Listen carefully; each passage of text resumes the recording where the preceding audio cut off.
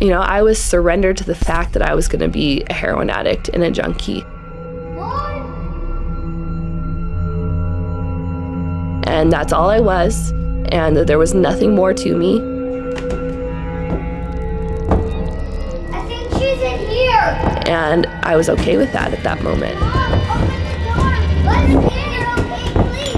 Are you okay? Are you okay? We want to see if you're okay. Mom. I decided that, you know, my kids would probably be better off without me. You know, I knew that they couldn't see me like that, and I couldn't keep doing that to them. Please. Are you okay? Open it. That was what made me shift and ask my mom to take my kids. Let us in. Let us in.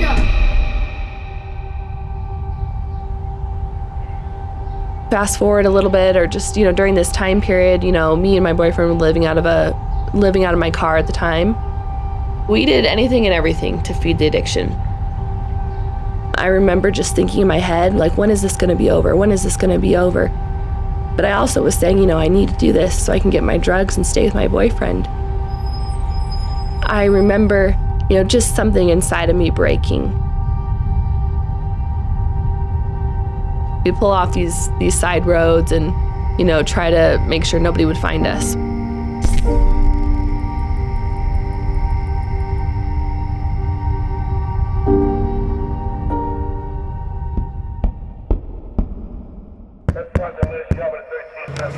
Like, I knew it was over in that moment.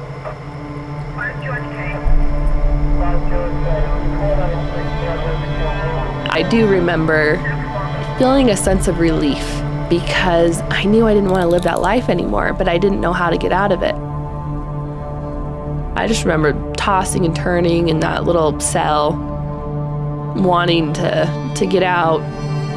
And I remember being so sick.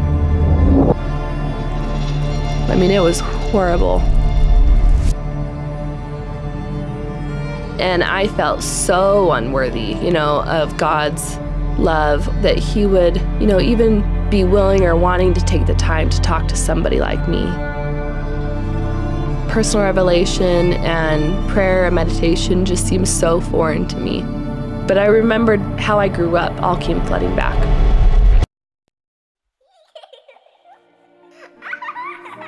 And primary songs came flooding back. Heavenly Father, are you really there? And you hear and answer every child's prayer. And that was the first prayer that I ever uttered in recovery. It was a song. You know, I think sometimes we think, oh, our prayers have to look a certain way, or they have to be formal, or, you know, I have to be kneeled down and all gratitude. And don't get me wrong, you know, you know, gratitude's important, but He wants to hear our thoughts and our feelings, and He wants us to be authentic and be ourselves. And, you know, sometimes I might have some anger, and that's okay, and the Lord can take it. You know, if He can't, who can? And that's what step 11 is for me, you know, and it is a maintenance step. It's something that I have to continue to do. But now it's something that I use, you know, every day. I have to use every day. It's my lifeline. It's the blood of my existence, you know, of my recovery today.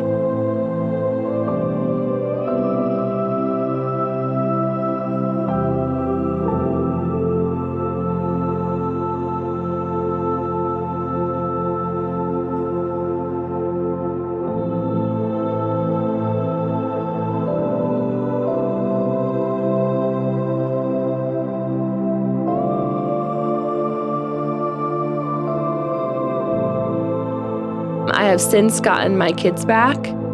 They get to learn those primary songs that I learned, and I want them to always have that foundation that I had.